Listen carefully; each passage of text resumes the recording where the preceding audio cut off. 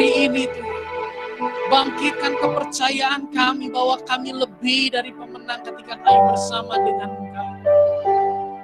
Terima kasih Tuhan.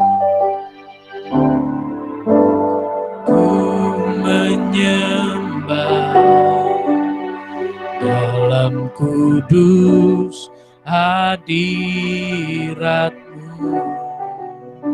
hampiri tata kasih karunia-Mu Bapa.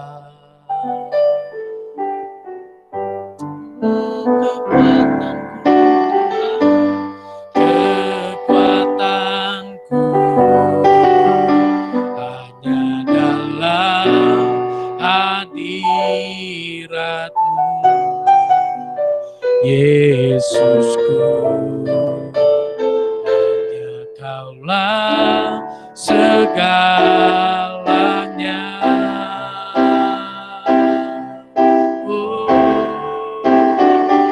Ku yakin Kau hadir di sini. Ku rasakan kuasa yang tak terbatas. Ku yakin Kau nyata di sini. Kemenangan terjadi di sini.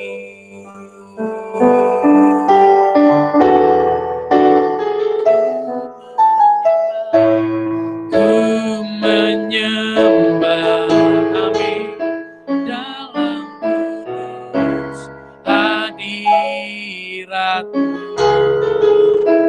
hampiri tata kasih karunia-Mu Bapa. Kau sumber kekuatan, kekuatanku hanya dalam hadirat-Mu, Yesusku. Hanya Kaulah segalanya.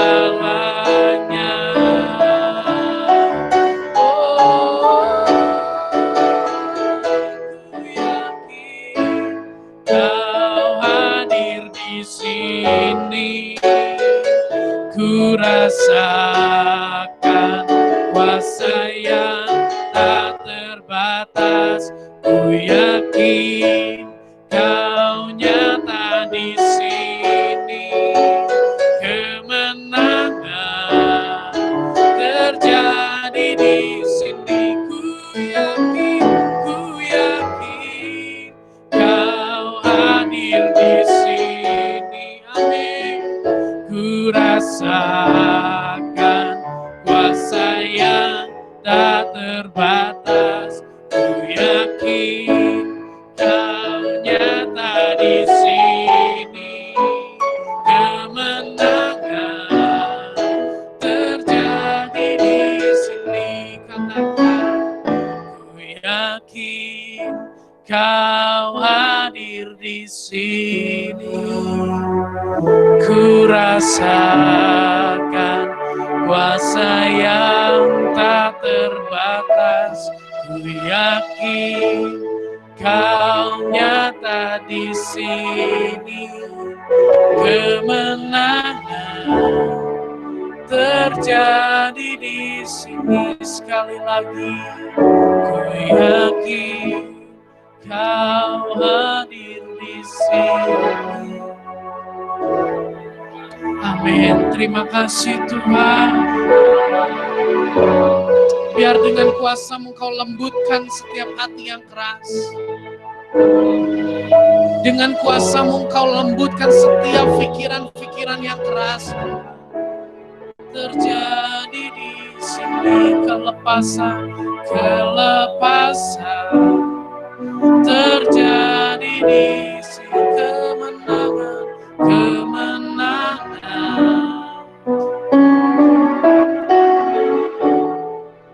terjadi di sini.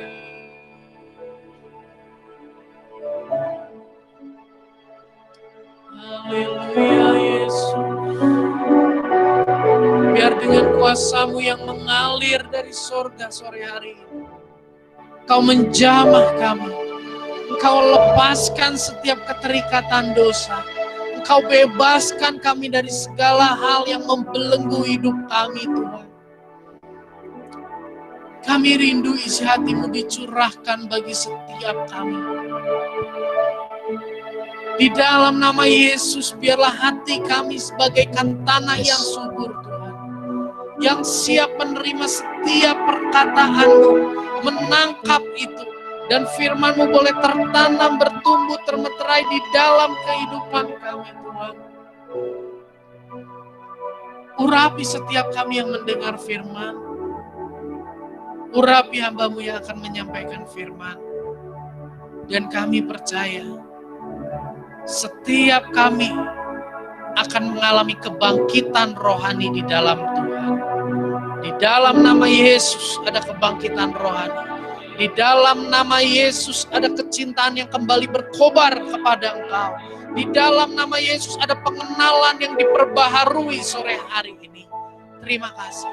Kami siap menyantap kebenaran firman-Mu yang begitu indah bagi kehidupan kami.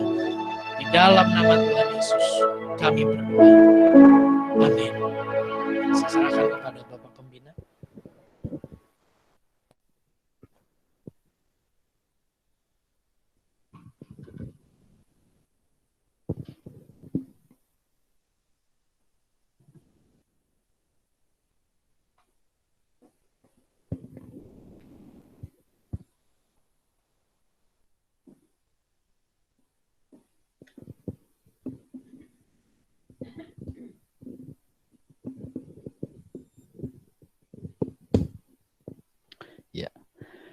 Shalom, selamat sore Ibu Bapak Saudara terkasih dalam Tuhan.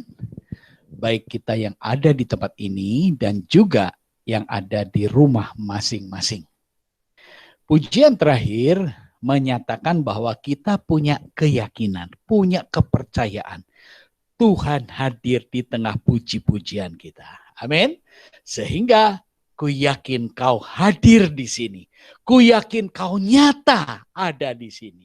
Maka perlu setiap kali kita mengikuti ibadah-ibadah secara online, kita harus serius di dalam menjalankan ibadah tersebut. Supaya apa? Supaya betul nyata kehadiran Tuhan itu dapat kita rasakan. Jika Tuhan hadir, hadiratnya ada, di sana terjadi kemenangan, di sana terjadi kemerdekaan, pembebasan, dan mujizatnya dinyatakan. Sebab apa? Yang hadir itu adalah Yesus Kristus, juru selamat kita yang adalah sang pemenang. Ya.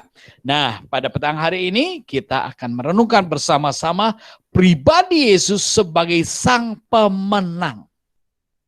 Ya, judulnya yaitu Yesus Kristus, sang pemenang. Wah, ini kita penting sekali merenungkan bersama-sama. Jangan sampai kita teridolakan kepada pribadi-pribadi para pemenang yang ada di dalam dunia ini. Tetapi kita lupa pemenang yang sejati, pemenang yang sesungguhnya. Yesus Kristus itulah sang pemenang. Ya, jadi jika dia hadir, kehadirannya, Yesus hadir, maka pasti kita akan mengalami dan merasakan kemenangan demi kemenangan. Nah, kita akan lihat apa kemenangan yang diraih oleh Yesus Kristus. Kita akan renungkan bersama sehingga dengan perenungan memahami kemenangan yang diperoleh oleh Yesus. Di hadapan siapa dia menang dan atas apa dia mengalami kemenangan. Ini hal penting yang akan kita sama-sama renungkan. Mari kita lihat di dalam slide saya, di dalam Filipi 2, ayat yang ke-8 dan ayat yang ke-9. Berbunyi demikian, dan dalam keadaan sebagai manusia, ia telah merendahkan dirinya dan taat sampai mati. Bahkan sampai mati di kayu salib. itulah sebabnya, karena hal inilah di dalam ayat ke-8 ini, karena hal yang inilah Allah sangat meninggikan dia dan mengaruniakan kepadanya nama di atas segala nama. Kita akan renungkan kemenangan apa yang diraih oleh Yesus Kristus, sehingga Allah sangat meninggikan dia. Jadi di dalam ayat yang ke-8 ini kita dapat menangkap bahwa Yesus menang atas apa? Atas proses merendahkan diri dan atas ketaatannya sampai mati, sampai akhir. Itu kemenangan yang diraih oleh Yesus. Dia merendahkan dirinya dan taat, tidak setengah jalan, tapi sampai akhir. Karena kedua kemenangan yang diraih oleh Yesus, yaitu merendahkan diri dan ketaatannya, itulah sebabnya Allah sangat meninggikan dia. Siapa penilai kemenangannya? Bukan manusia, bukan juri di dalam dunia ini, tetapi Allah Raja di atas segala raja. Dialah yang menyatakan bahwa ya, Yesus adalah pemenang. Amin. Kedua hal ini yang akan kita sama-sama renungkan.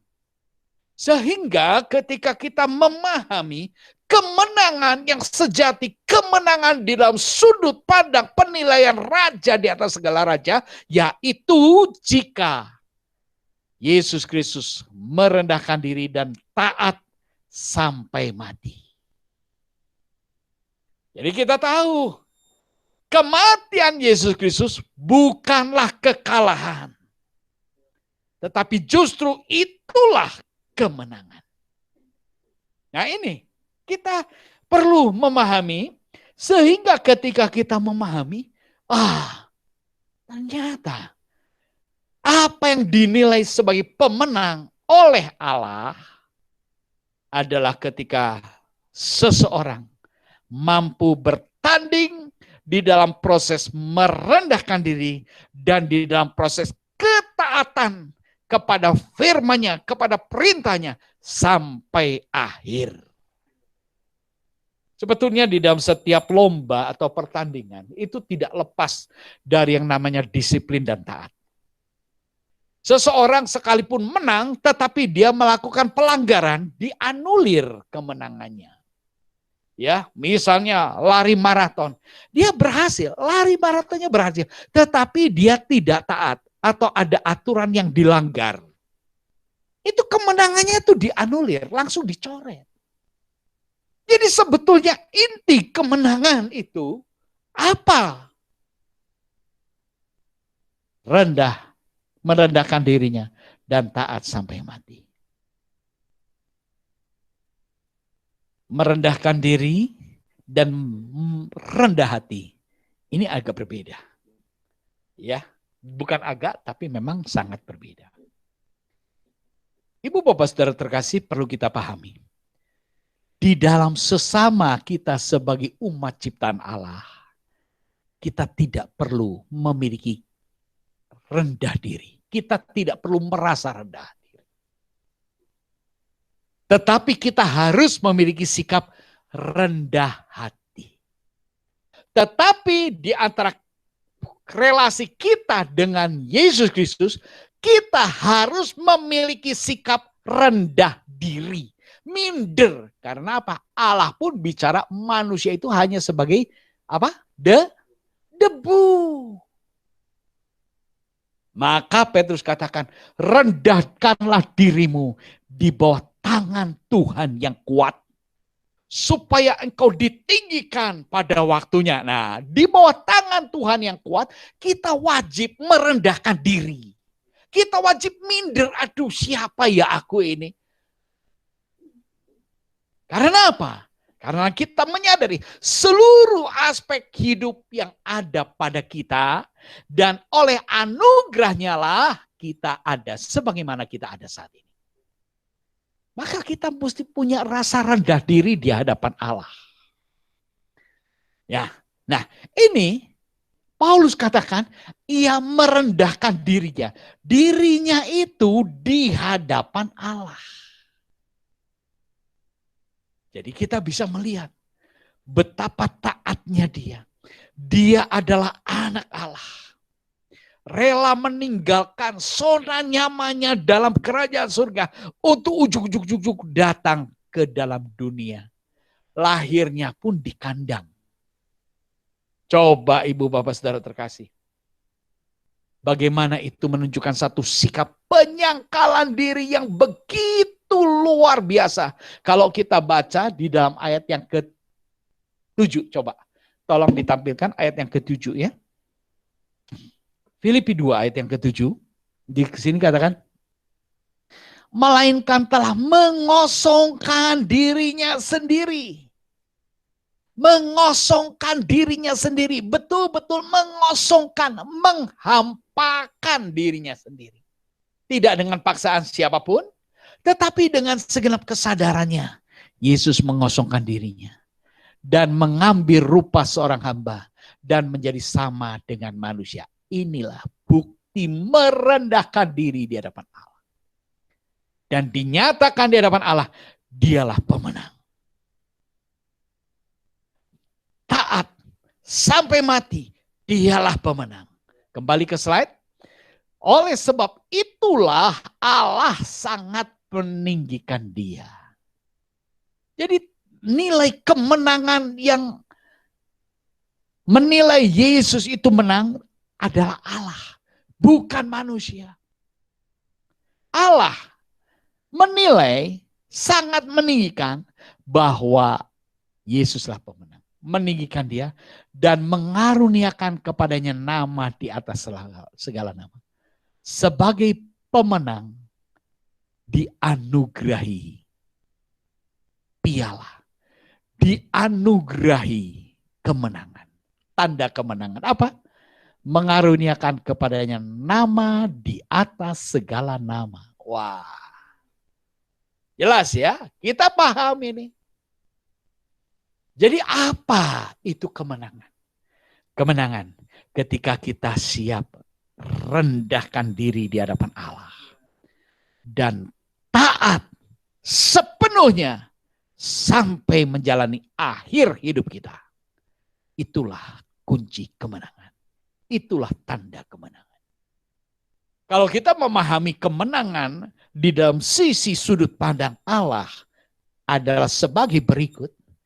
Maka kita tidak perlu mencari kemenangan-kemenangan dengan cara-cara yang lain. Ya, banyak sekali orang ingin bertanding di dalam soal apa? Soal harta, di dalam soal pamor, pengaruh, di dalam soal jabatan. Orang berlomba-lomba mencari itu semua. Harta, betul, kita perlu harta. Tetapi kita juga mesti tahu bahwa harta itu fana. Ketika kita meninggalkan dunia, tidak ada yang bisa dibawa, tidak ada. Ketika kita meninggalkan dunia, pengetahuan kita, keahlian kita, kefasihan kita, tidak ada yang dibawa. Ketika kita harus meninggalkan dunia ini, pengaruh, wibawa, kekuasaan kita, tidak ada yang bisa dibawa. Kenapa kita bertanding dalam hal-hal yang lain? Maka sebab itu Rasul Paulus katakan, bertandinglah di dalam iman. Wah, itu. Mari kita bertanding di dalam iman. Artinya, mari kita bertanding di dalam hal diperkenan di hadapan Allah. Sebab Allah memperhatikan seluruh sisi kehidupan kita, umat tebusannya. Ya, saya juga merendahkan diri dan taat sampai mata. Itulah kemenangan Yesus Kristus. Banyak orang berpikiran, Yesus mati, rajamu mati, dicambuki sama tentara Romawi, keok kalah. Murid-murid pun menjadi ketakutan ketika Yesus mati, karena murid merasa Yesusku mati, Yesusku kalah. Apa yang membuat kita takut? Ketidakpahaman kita akan kemenangan Yesus Kristus. Kalau kita tahu Yesus itu pemenang, maka kita tidak akan takut dalam hal apapun. Dan kita tidak akan ragu-ragu menjadikan Yesus sang pemenang sebagai penolong kita, sebagai juru selamat kita, sebagai penebus kita. Ini perlu kita pahami. Makin kita memahami pribadi Yesus, maka kita makin bertumbuh. Ya, dari dalam ini greget, wah benar luar biasa Yesus. Saya juga tuliskan di bawah sini. Karena itulah Allah sangat meninggikan Yesus Kristus. Allah sangat meninggikan. Coba kita lihat di dalam ayat 10-11. Supaya dalam nama Yesus bertekuk lutut segala yang ada di langit dan yang ada di atas bumi dan yang ada di bawah bumi. Kuasa. Ini kuasa. Kuasa sang pemenang. Kita mesti tahu, anugerah Allah yang Allah berikan kepada Yesus Kristus adalah anugerah kuasa bagi kemenangan putra tunggalnya Yesus Kristus. Kuasa apa nih? Dalam namanya bertekuk lutut segala yang ada di langit, yang ada di bumi, dan yang ada di bawah bumi. Kuasa mana yang bisa menandingi kuasa ini? Nggak ada, ibu bapak saudara terkasih. Itulah kunci kemenangan. Yesus meraih kemenangan karena dia merendahkan dirinya dan taat sampai akhir. Kita mengkoreksi, mengevaluasi diri kita. Kadang-kadang hari ini kita taat, besok tidak taat. Kadang-kadang ketaatan kita ini belang bentong. Kadang-kadang kita ini tinggi hati, sombong. Kadang-kadang bisa rendah hati. Kalau lagi sadar, kita bisa rendah hati. Tapi kadang-kadang juga timbul lagi kesombongan.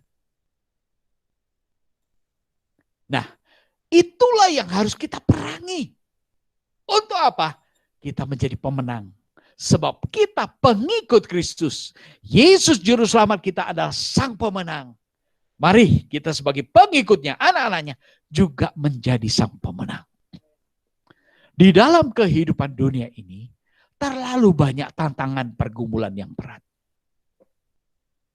Tetapi bersama Yesus, kita akan mengalami kemenangan.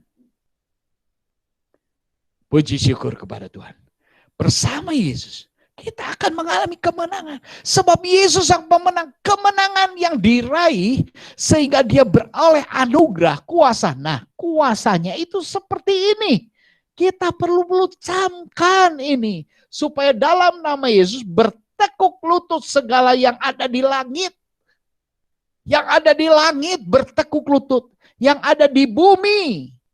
Dan yang ada di bawah bumi. Semua bertekuk lutut. Bayangkan ya. Betapa besar kuasa yang dianugerahkan Allah Bapa kepada Yesus Kristus atas kemenangannya. Puji syukur kepada Tuhan. Ya, kita lanjut di dalam slide berikutnya.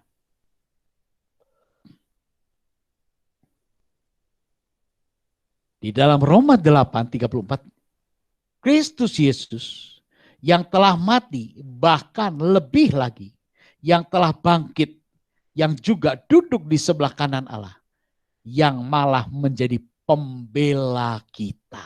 Wah, ini pembela.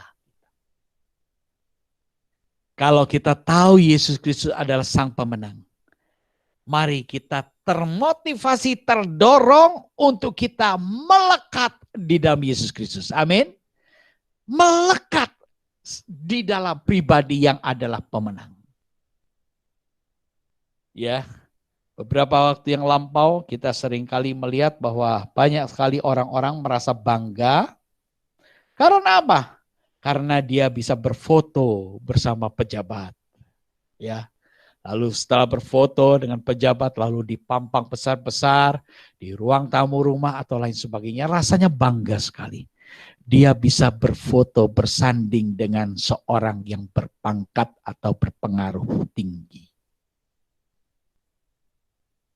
Kalau itu menjadi kebanggaan orang itu, biarlah saat ini ketika kita menyadari Yesus sang pemenang, mari kita terdorong untuk mau intim melekat dengan sang pembela kita. Dialah pemenang.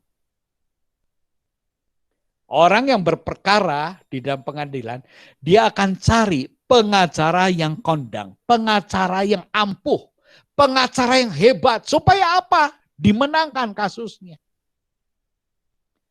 Kalau Anda dan saya menghadapi pergumulan tantangan hidup, ketika kita mendengar, menyadari, merenungkan bersama dan tahu Yesus sang pemenang, mari kita jadikan Yesus sebagai satu-satunya penolong kita, satu-satunya juru selamat kita. Ini Rasul Paulus, dia berbicara kepada orang-orang di Roma. Kepada orang percaya di Roma yang menghadapi tekanan atas pemerintahan Roma yang sangat membenci kekristenan. Tetapi ada jemaat, dia hiburkan. Yesus Kristus yang telah mati, bahkan lebih lagi yang telah bangkit. Kebangkitan Kristus. Saya tuliskan sini. Kebangkitan Kristus adalah bukti kemenangannya. Ya, jadi memang Yesus Kristus menjadi pemenang karena rendah hati dan taat sampai mati. Mati. Tetapi kemenangannya terbukti melalui kebangkitannya. Kebangkitan Kristus itu membuktikan bahwa maut dikalahkan. Maut sudah dikalahkan.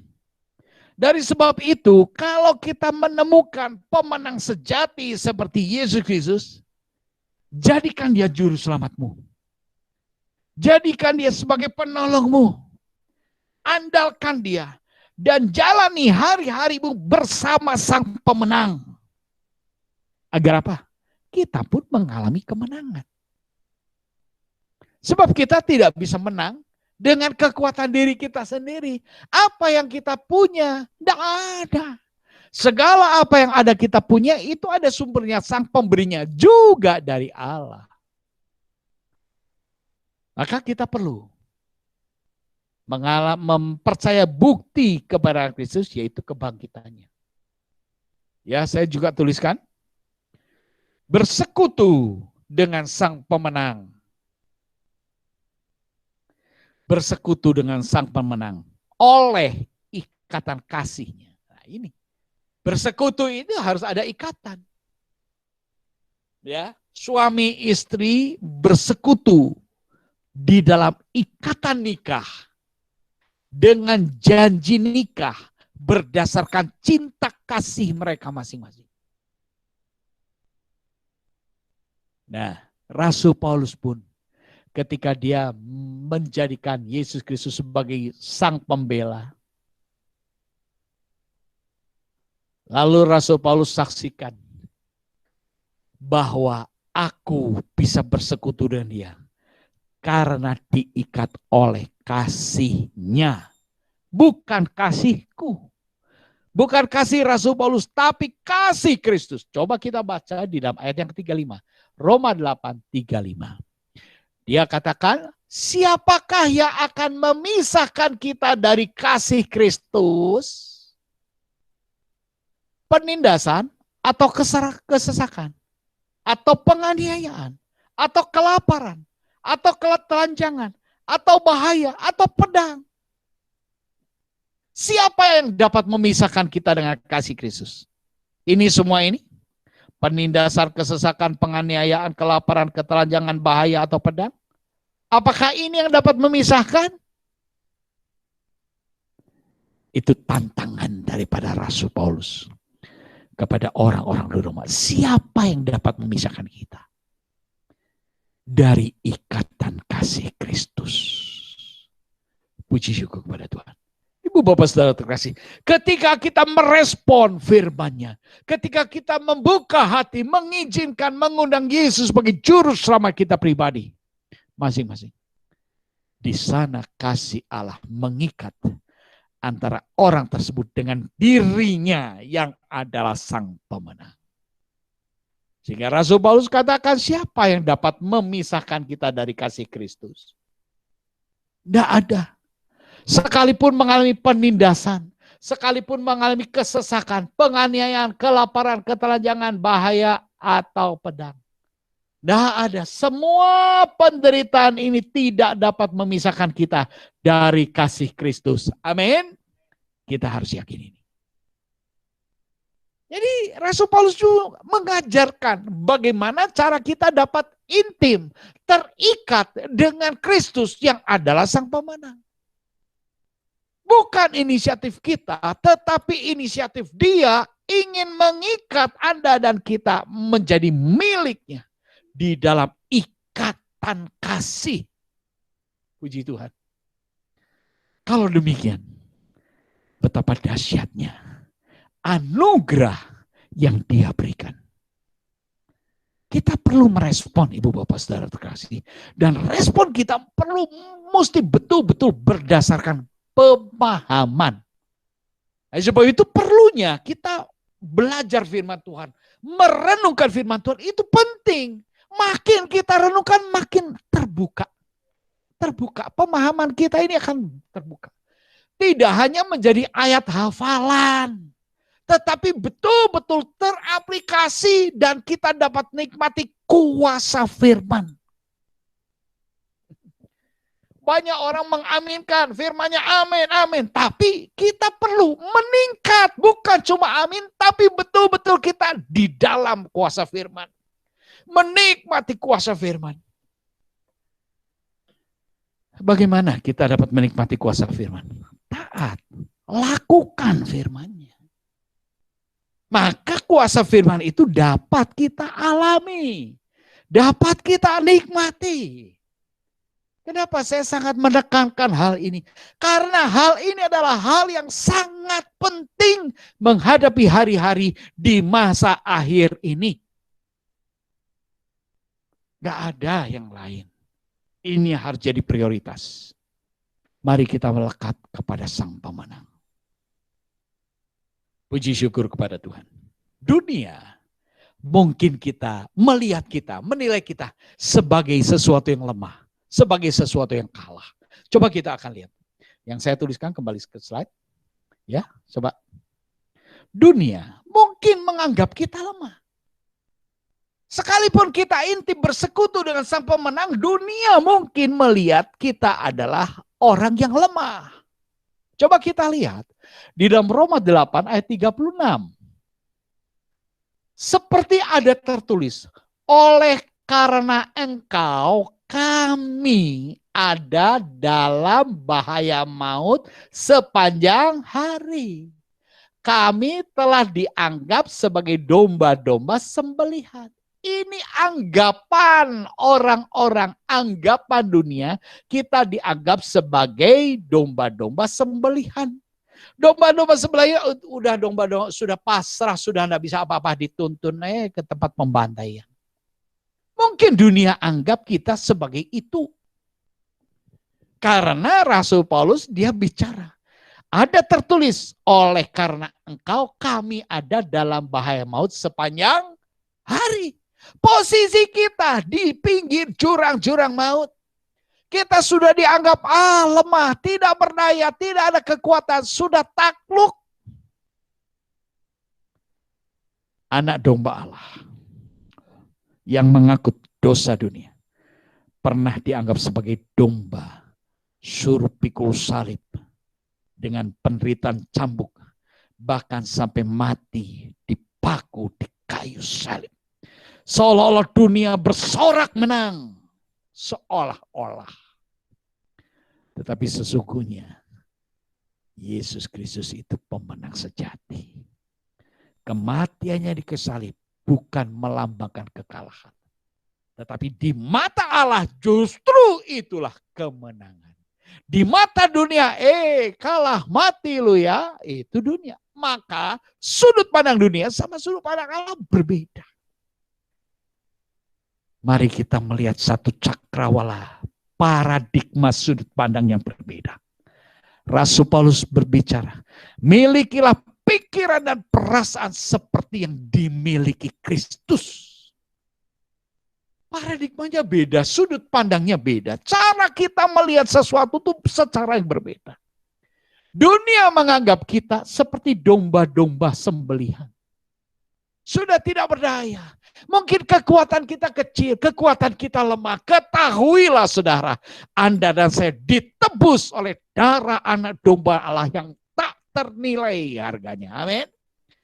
Kalau penebusannya begitu mahal, kira-kira harga nilai benda atau pribadi yang ditebus itu sangat mahal, itu sudah pasti. Ini harus kita pahami. Jadi kita sebagai umat tebusan Tuhan yang intim dan melekat pada Kristus, kita adalah pribadi-pribadi yang memiliki sang pembela agar kita pun mengalami kemenangan sebagaimana Kristus telah menang. Amin. Ya, bukan menang sorak-sorai kata dunia. Dunia cuma tepuk tangan buat kita kalau kita juara. Wah, kamu hebat ya. Wah, kamu paling kaya ya. Wah, kamu menang ya. Kamu jadi pemimpin yang luar biasa. Itu dunia. Kepemimpinan dan segala sesuatu yang ada pada kita itu semuanya bersifat fana dan sementara. Sebab itu kita perlu memiliki pemahaman yang baru. Dalam masa corona ini, pandemi ini, semua orang berpikir secara berubah. Karena kebiasaan dan gaya hidup pun harus mengalami perubahan. Perubahan yang simpel, yang sederhana, yang kita semua tahu. Dulu, waktu sebelum zaman pandemi, kita lihat orang kalau pakai masker itu orang aneh. Betul ya? Tahun 2019 saja udah. Kita lihat orang pakai masker itu orang aneh. Tetapi sekarang terbalik. Kita keluar rumah tanpa masker aneh. Dan hati-hati bahkan bisa mengalami denda 250.000 kalau nggak pakai masker. Bukankah ini dunia sudah terbalik? Mengapa ini bisa terjadi? Kita seringkali bertanya-tanya dari sudut pandang kita, kenapa? Kunaon itu jadi kieu tuh? Betul. Saya umur 59 kemarin ya. Saya bingung. 59 tahun saya hidup, enggak pernah orang dilarang ibadah, gereja suruh berhenti, itu enggak pernah. Baru tahun 20 kemarin, karena pandemi, gereja suruh berhenti. Betul kan? Ini sesuatu yang sesuatu yang berubah luar biasa. Lalu sekarang untuk menyesuaikan perubahan, masuk dalam gaya hidup new normal. Ya seperti ini, lewat streaming, lewat Google Meet, ya, lewat YouTube, kita masih dapat menikmati siaran-siaran siraman rohani. Kenapa? Karena hal yang rohani itu justru yang penting. Dunia menganggap kita lemah. Kembali ke slide. Tetapi sesungguhnya kita adalah pemenang. Kita jadi pemenang bersama Yesus Kristus, sang pemenang. Sesungguhnya kita ada pemenang. Coba ayat 37. Roma 8:37. Tetapi dalam semuanya itu kita lebih daripada orang-orang yang menang. Wow, luar biasa ya. Lebih daripada orang-orang yang menang. Orang-orang yang menang menurut dunia. Kita ini lebih daripada para pemenang itu. Kenapa bisa demikian? Oleh Dia yang telah mengasihi kita. Amin. Kita ini pemenang. Bukan oleh kuat gagahku, tidak. Rasul Paulus mengajarkan demikian. Tetapi oleh Dia yang telah mengasihi kita. Jadi seperti tadi saya katakan, ikatan keintiman kita dengan Allah. Kita ini diikat oleh ikatan kasih. Ini membuktikan bahwa Yesus Kristus tidak memaksa. Tapi yang perlu tuh respon baik kita atas kasih karunia-Nya. Kalau kita merespon kasih karunia-Nya, kalau kita merespon firman yang penuh kuasa, maka baru Yesus Kristus bekerja, bergerak dengan kasih. Puji syukur kepada Tuhan. Ya, dengan kasih. Sebab tanpa kasih, maka kita ini tidak bisa ini. Ya, disinilah kita jadi pemenang. Sehingga kita dapat menjadi pemenang hanya jika kita hidup di dalam Kristus. Meneladani Kristus, menjadikan Kristus sebagai teladan pemenang. Dengan caranya dia merendahkan dirinya dan taat sampai akhir. Mari kita jalani hari-hari kita. Sekalipun banyak sekali tantangan, permasalahan, pergumulan, jalani. Aku mau tetap menjalani hariku bersama dengan Tuhan. Dengan cara yang taat akan tuntunan, akan firman-Nya, maka aku dapat menikmati kuasa firman yang menyelamatkan. Yang menuntun kita menjadi pemenang. Sehingga akhirnya kita beroleh seperti ini. Tetapi dalam semuanya itu, kita lebih daripada orang-orang yang menang. Melebihi para pemenang. Oleh Dia yang telah mengasihi kita. Puji syukur kepada Tuhan. Biarlah renungan firman Tuhan yang sama-sama kita renungkan bersama, betul-betul menyadarkan kita, memberikan kepada kita pemahaman. Arti satu kemenangan.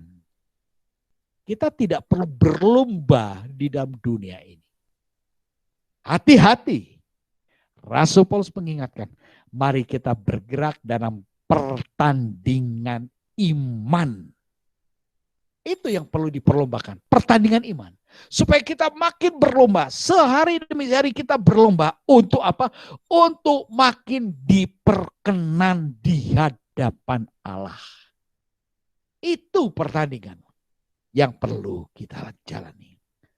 Akhirnya kita dapat menjadi pemenang bersama dengan Kristus, menang di hadapan Allah, bukan sebagai pemenang di dalam dunia ini. Puji Tuhan. Tuhan memberkati. Saya kembalikan kepada Bapak Gembala. Puji Tuhan.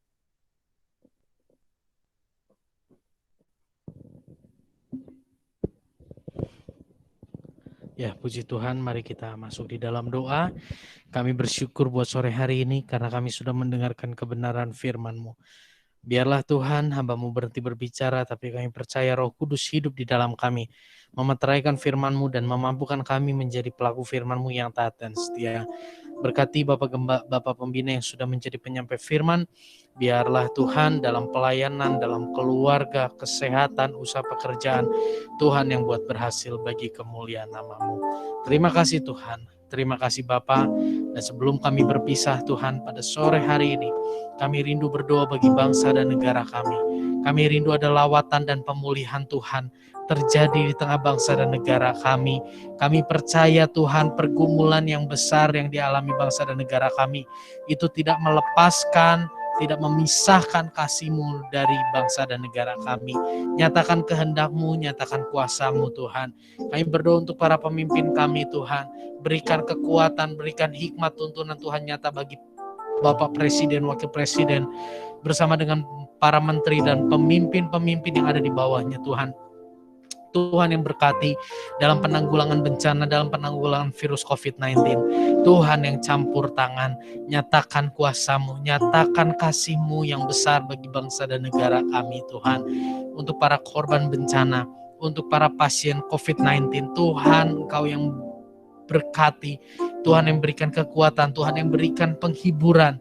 Biarlah kasih-Mu juga boleh dinikmati oleh mereka di tengah pergumulan yang terjadi. Kami berdoa Tuhan pada sore hari ini, membawakan komunitas kami, gereja kami ke dalam tangan-Mu. Tuhan yang terus pimpin gereja kami. Biarlah lewat komunitas-Mu di tempat ini Tuhan, muncul lahir orang-orang yang mempersembahkan pribadinya kepada Engkau. Dan lahir dari komunitas ini pribadi-pribadi yang boleh membawa lingkungannya lebih lagi mengenal, mengalami Engkau. sebagai Tuhan dan Juru Selamat. Terima kasih Tuhan, terima kasih Bapa, pakai komunitas ini Tuhan, dari hari ke hari bagi kemuliaan nama-Mu. Saya undang jemaat Tuhan, kita bangkit berdiri, kita mau terima berkat yang daripada Tuhan. Sebelum kami berpisah, kami rindu menerima berkat yang daripada-Mu Tuhan.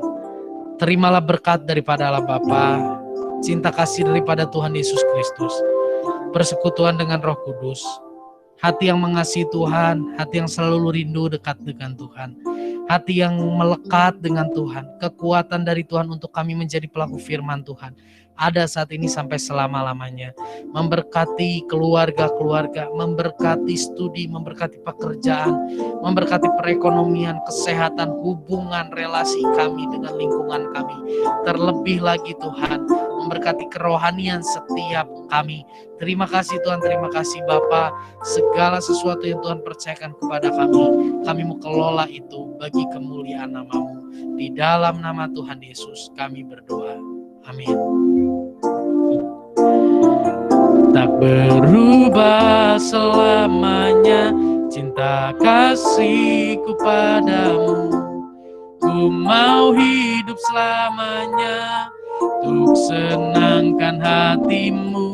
Tak berubah selamanya cinta kasihku padamu. Ku mau hidup selamanya untuk senangkan hatimu, Tuhan. Puji Tuhan, jemaat Tuhan, saya persilahkan duduk. Sebelum kita tutup ibadah pada sore hari ini, ada laporan keuangan yang mungkin bisa ditampilkan di Google Meet.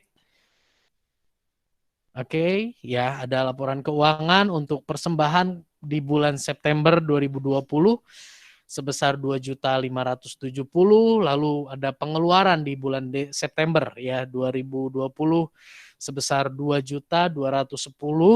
Itu agak besar karena saat itu juga kita melakukan ucapan syukur ya, HUT dari komunitas kita, ulang tahun dari komunitas kita yang keempat.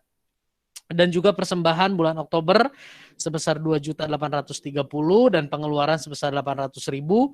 Untuk bulan November persembahan yang masuk sebesar 1.150.000 dan pengeluaran sebesar 500.000. Untuk bulan Desember persembahan yang masuk sebesar 700.000 dan pengeluaran bulan Desember sebesar 1.900.000 ya.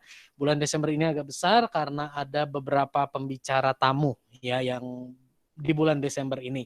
Jadi total saldo di akhir tahun 2020 sebesar Rp6.319.450.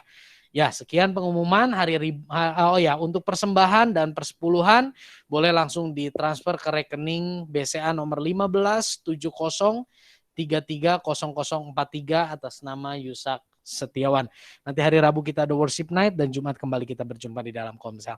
Sekian, selamat hari Minggu. Tuhan Yesus memberkati kita semua.